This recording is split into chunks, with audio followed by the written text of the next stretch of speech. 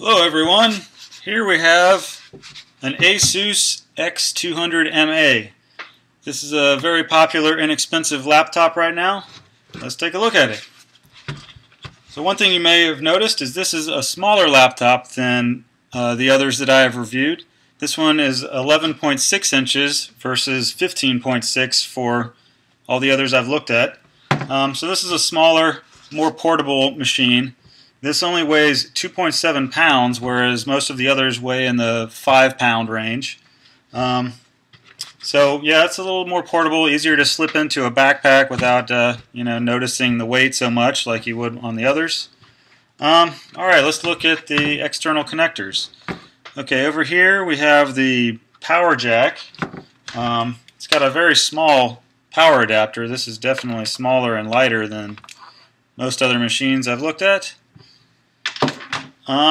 It's got a VGA port.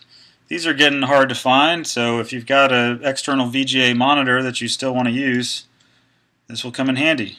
HDMI port for connecting to external displays and TVs. A USB 3.0 port. This is significantly faster than USB 2.0, which is the standard USB port that everyone's used to.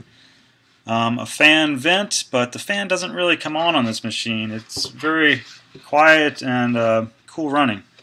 Not really any connectors on the front, although you can see some openings for the speakers on the bottom.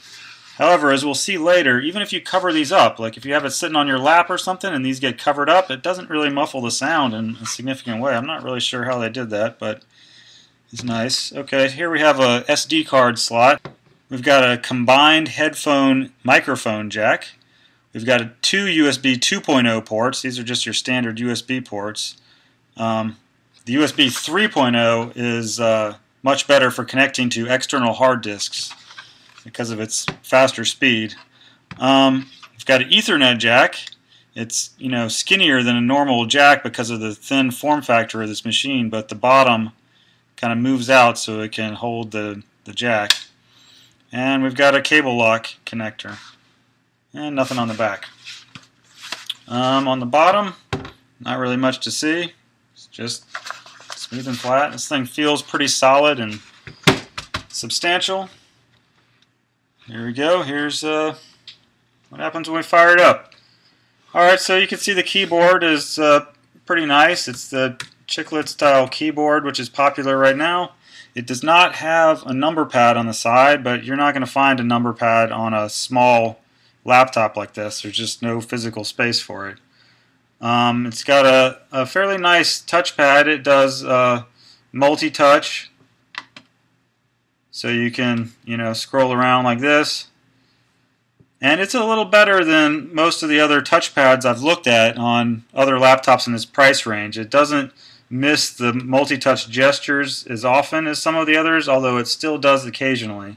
But overall, it's pretty nice. It doesn't have separate physical buttons, but you just press on the corners for left and right click, and I think it's actually preferable. You can click anywhere basically on the left side and it's going to be a left click, and anywhere over here is going to be a right click. So, oops, I started something here. Okay, so this machine has got a Intel Celeron 2815 running at 1.86 gigahertz, which is a little slower than the other laptops I've looked at. Most of the other ones are running at 2.16 gigahertz, so they're a little faster.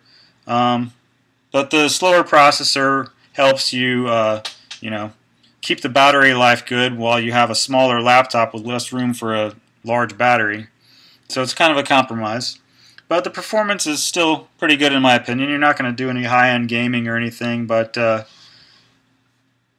it's good for word processing, browsing the web, watching Netflix, all your basic things that most people do. But if you're into high-end 3D games, this may not be the machine for you, but then again, no machine in this price range is going to be the machine for you. It's touchscreen. Okay, yeah, also I didn't mention it's a glossy screen like just about every machine out there right now. It's 1366 by 768 resolution, so it can do 720p video just fine. All the other 15.6-inch laptops I looked at were also 1366 by 768. But since this screen is smaller, the pixels are also smaller and more packed in, so the screen looks sharper than those other machines, even though it's the same resolution, just because it's physically smaller. However, that also means, you know, the things you're trying to look at are going to be smaller, so trade-off there. But if you like small screens, this one is pretty good, I think, especially for this price range. It's got a pretty good viewing angle compared to most of the others, especially the side-to-side viewing angle is really good on this thing. You know, it's not perfect. You can still tell a difference with the color changing when you go up and down, but it's pretty good compared to the competition, I'd say. Alright, so let's see what else we got here. Windows 8.1, obviously, 4 gigs of RAM. It's got integrated Intel HD graphics, 500 gig hard drive. It's got a 720p webcam that's a little bit better than most of the others I've seen. Most laptops still have 640 by 480 resolution for some reason. I guess they're just trying to save money. This one's 720p.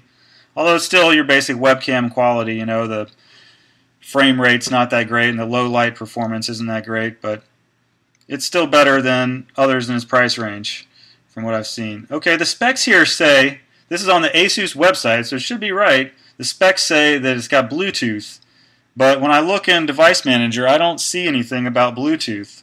I haven't dug into it any further than that, but if Bluetooth is something you care about, you might want to look into that a little bit. Okay, let's see what else we've got here. Yeah, it says it's got a 5-hour battery life, but it's been going a little better than that for me. Probably, you know, at least 6 hours, but I guess your results will vary based on what kind of use you're putting the laptop to. Alright, so yeah, multi-touch gestures this thing's got. You can do 2 fingers to go back, like this is a web browser, so back is 2 fingers that way, forward 2 fingers that way.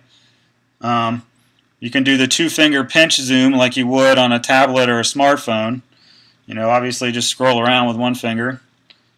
Yeah, and the touchscreen is very responsive. I've got no complaints about that.